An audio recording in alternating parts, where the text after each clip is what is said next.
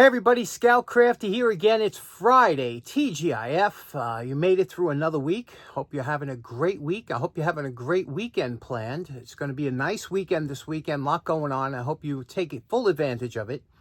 I wanted to talk to you real quick about, I know a lot of you enjoy the poor man's flea market. When I go on my walks during garbage night and pick up some trash or whatever, but there's this bit house, for those of you subscribed, there's this been house they've been kind of cleaning out, or I don't know what they're doing. The gift that keeps giving. Let me show you some of the things I saw earlier this week. Now, the week started off normal. There was a Craftsman miter box and an old chandelier thrown out at one of the houses. But I went back to the house where I found the Black & Decker workmate, and they're starting to purge. The first things they start to throw out when they're purging is, toys and Christmas decorations, things like that when they're going. Then as time goes on, that gets better and better. I didn't even know you could buy a box where a wreath comes in. But then I went back to the time capsule house that we love, and they were throwing out a bunch of mirrors. And look at this beautiful frame picture. Now, the picture is okay, but the frame on that, have you ever seen a frame like that? Just beautiful, huh? I mean, I never seen one like that before, so that was interesting. This is the house, by the way, what the house looks like. It's an older house, but, it doesn't look like a time capsule house. You would never think all this great stuff is in there. You can't believe the stuff that's coming out of there. And every day, it's just now, here's one of those projection screens, the fold-up projection screens. And look at this beautiful mirror. Look at the ornate filigree or whatever you call that on top. Isn't that nice? And that was wrapped in cardboard, so it was in good shape. It wasn't broken or anything. Nice little mirror, left that behind. But this is going to blow your mind. I went back there 2 days later when all the other stuff was gone, and look what I saw. First of all, a nice little box. This is almost like a Foot Locker type box, but it was varnished, but that's the same type of box that if you paint OD green and you put US Army on it. And then they had a black desk that was painted over. But look at this. That's right. Do you see this? A china closet. Now, I have a thing for china closets because I restored a couple. But this one here, look at that burl inlay. Look at that. Is that not beautiful? Now, like I said, I know how easy these are. The door. You say, where's the door in the drawer? Well, check it out. Look at that beautiful woodwork, huh? Isn't that gorgeous? Come around here. Bam. There's the door. Look at that, and it's got all the original fretwork still in the door, that wood fretwork. You see that? Again, all it needs is a quick cleanup. You know how this, and here's the drawer that goes in there. You see that drawer with the beadwork along the top and that nice vintage hardware on the, all intact.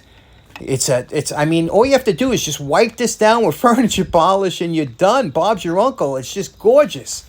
But I called my girlfriend. She said, take it. I said, I just can't. I can't do it. I cannot be taking all the stuff I see. I know. I would like to know what you would do. Would you have taken that china closet? Now, as you know, I'm always keeping an eye out for homes that the for sale signs go up on the homes, because that's when the good stuff goes. And, where I got that Black & Decker, workmate, they're moving, so there's going to be good stuff coming out of there. But let me show you what I picked up, the only thing I actually picked up from this great week's finds. Okay, so this is the only thing I picked up of all the beautiful things I saw, but this mirror, and I see so many mirrors thrown out. It's amazing that people, I don't know why the thing is about throwing mirrors away. Anyway, look at this beautiful mirror I found, and the reason I took this is I'm going to give this to my sister as one of her gifts for Christmas time. Now, I don't have to worry she don't watch the videos. But do you know why I'm going to give it to my sister? Some of you subscribers will recognize, look at the little detail here. Do you remember when she had her fireplace was missing 2 little detail pieces, and I made those pieces up from scratch and the same color and everything? And this is about the same era. This got to be almost, what do you say, 1920s, 1930s? This is an old mirror. And it's heavy, I can tell you that, and those details match up nice. So this would be great to put in that same room with the fireplace. But obviously, I might have to do a little cleaning before I give it to her.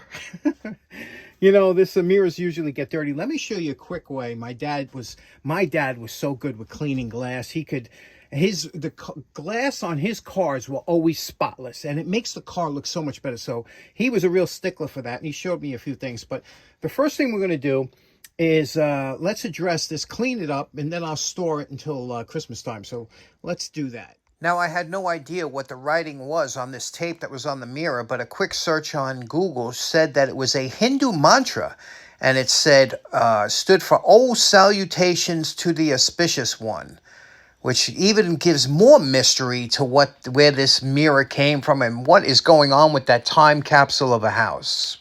By the way, here's the back of that mirror, and you can see the old-timey hardware. You see that old-timey hardware with the straight screws, and, you know, that's how you could tell that when you get something that's old compared to something that just looks old. First thing we're going to do is a damp rag, get rid of all this dirt. Okay, now what we did was we wiped everything down. That was just to get most of the dirt you saw that was on here. Now what we're going to do is we're going to take a couple pieces of paper towel and some mineral spirits, odorless mineral spirits. This is anytime you're going to be wiping wood or anything, it's really not a good idea to use water, even if it's soapy water or something, because, you know, it could absorb into the wood, swell, it could make a whole lot of problems. Mineral spirits, you don't really have that problem. If it gets into the wood, it evaporates real quick. So what we're going to do is we're going to wipe it down with mineral spirits. That'll get off all the dirt and try and get in all these details, like, you know, the rosettes and the corners. And we're going to do that again now with this.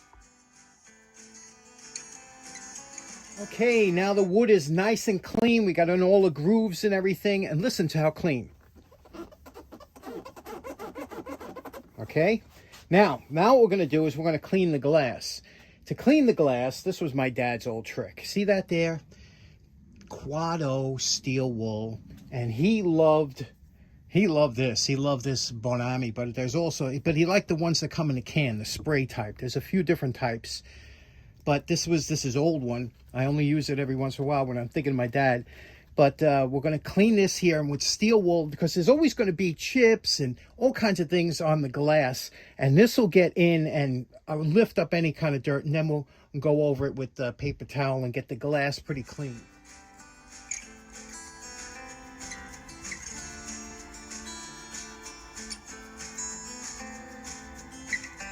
Now that we have, that's the initial going over of the glass. You see it looks pretty good now. Now what we're going to do, and that got out a lot of, there was all these little dimples and things like that, but we got rid of a lot of that. Now what we're going to do is we're going to go over the wood lightly with some Old English, this is lemon oil. Lemon oil is really good because it feeds the wood. You could, you know, there is some stain on here. It'll go through the stain, feed the wood, give it a nice sheen, and, you know, it'll suck into the wood. And it's very thin, and we'll just wipe it all over and burnish it into the wood. Now, you know my favorite part. Remember what this old mirror looked like before we started. Okay, so there we have it. The mirror's finished here, this thing's got to be close to 100 years old. Just beautiful, isn't it?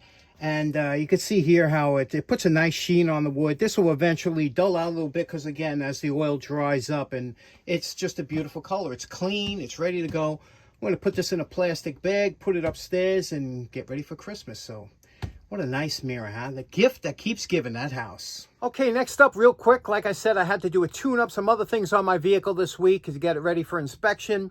And I did an oil change. And remember, I picked up an oil filter wrench at one of the tool meets at Long Island Tool Meets, just because I thought it was the coolest thing ever, but I wasn't too sure if it would work. Let me show you what happened. Okay, next up, I'm not crazy about doing automotive work, especially on today's cars, but there are certain things I still do. Reminds me of my dad. You know, I still change the oil, things like that. Everything else is such a pain on these new cars. You know, it's not like the old cars when you could practically get in the engine compartment, stand next to the engine, and do the plugs. Today, everything is different. You know, there's a couple things that are easy. On my particular vehicle, changing your oil is quite easy. The filter is right on top there when you open the hood. But I saw this at the one of the Long Island Tool Meets, and it's I knew what it was right away. It's an oil filter change, but I said, look at this. This is nice. I said, but I said, I wonder if it'll work because it's all steel. I said, won't that slip on the filter when you try and turn it? So I bought it just to give it a test, and I told you I would give you the results. And let me tell you something, without a doubt, and I got specialty filter wrenches. I got all different types. I always find it amazing, the different types. And I like filter wrenches that don't mangle the filter. You know, some of them just crush the filter, whatever. I like ones that take the filter. This is the best filter wrench I've ever used. And let me show you, I even took the filter out, even though it's kind of, this is my filter that was in the car. Now, again, this one, I don't know if it'll work for any big ones, but I knew it was about the size of mine. But let me show you how this works. So there it is. It's on the car. So when you put this on, when you squeeze it down, obviously you turn it and it opens up a little bit like that until it gets on there, okay? Once it's on there, this first band locks that bottom one in from spinning. So you put a 3/4 inch wrench on here. I put a socket. And when you turn it, all these other bands go down. This is the strongest wrench I have ever, it locks up on there so tight, and it doesn't damage the filter. And when you want to take it off, you just spin it the opposite way. It comes right off. The only thing it does, it might put a little scratches on it from the corners. Absolutely the best oil filter wrench I've ever used. Phenomenal. I wonder if they make it for all different sizes, or who made it. No markings on there. Just beautiful. Hats off whoever designed that. Okay, next up, you know, I had to do a tune-up on my vehicle the other day, and I just wanted to talk about spark plugs real quick. So let's get into that. Okay, what you're looking at here, I just did a tune-up on my car, my truck, and I use, always try and use OEM parts, but you know, you always got to remember something. Original equipment manufacturer is different from what was supplied with the car a lot of times. And you can see here, like, these plugs are made in Indonesia, where the original plugs that are made in Japan. So, it's always, you got to be careful if you're trying to get the exact parts or whatever the case may be. But here we have, I put these plugs in about 50,000 miles ago. Now, the plugs today, some of them, the platinum ones, could go 100,000 miles, and years ago, that would be insane. Remember, we had to change the plugs every 2 years if you were lucky, once a year, twice a year. But now, this is 50,000 miles, and you could look at it, it looks really good. And what you look at is the electrode. You see if there's any wear, and you can see here, it's a nice electrode. The gap is still decent. This was anti-seize on here, which I got to tell you was a little rough because I used this. I think the copper anti-seize is better for aluminum heads, and it was a little rough getting them out. But I wanted to show you what I do after I take the plugs out, because those plugs, even though there's a lot of miles on them, 50,000, they're still good plugs. But I don't use them again, but I save plugs because I collect them. So I'm going to show you, I clean these up. Take a look at what these look like after a cleanup. Now we first start off with a quick wipe down with 50/50 automatic transmission fluid and acetone to clean the threads, especially get all that anti-seize off the threads. After that, we take it to the wire brush. We give it a quick go. It's a soft wire brush. And then finish up with some WD-40. Okay, here we are all cleaned up, and you can see when you're going to clean up some plugs, the main thing is they should look like new when you're finished, and these look very acceptable. Everything is cleaned. You inspect you inspect the electrode, you inspect the arm to make sure that there's no excessive wear on there, and these plugs would be good, believe me, they could be. I wasn't experiencing any missing or anything like that, but where plug cleaning really comes important, and my dad taught me this, is because on low hour engines like your lawnmower, a lot of times the lawnmowers will get fouled, and they'll get oil or whatever or deposits on there, and they just need a cleaning. There's nothing wrong. Now when you see that electrode starting to wear down, that's when it needs replacement. You see the price of spark plugs for lawnmowers now, they're crazy. At least with automobiles, they're still reasonable. You can get a set, especially if you look on eBay. These cost me $25 for the set. That's not bad, you don't. But I seen spark plugs for lawnmowers going for like $16. It's insane.